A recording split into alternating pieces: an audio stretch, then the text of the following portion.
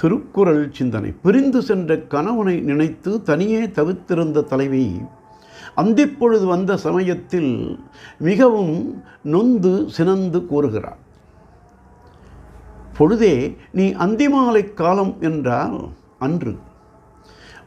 காதலரை மணந்து கொண்டு மகிழ்வாக இருக்கின்ற மகளிருக்கு நீ கொடும் காலமாக உயிரை உண்ணும் கூற்றமாக வந்திருக்கின்றாயோ என்று நான் உன்னை வெறுக்கின்றேன் என்றார்.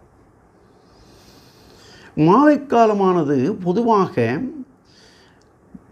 காதலனை பிரிந்து மருகி இருக்கும் மகளிர்க்கெல்லாம் மிகவும் காதல் வேட்கையை மிகுவித்து படுவேதனை செய்யுமாதலால் அதனை அறியாதவர்கள் உன்னை மாலைக்காலம் என்று மயங்கி கூறுகிறார்கள்.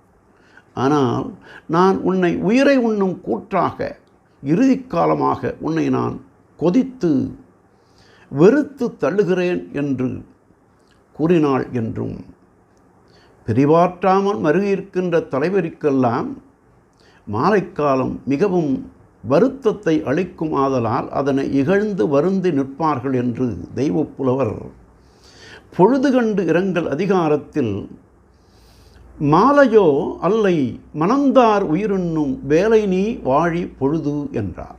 நாளையும் சிந்திப்போம்.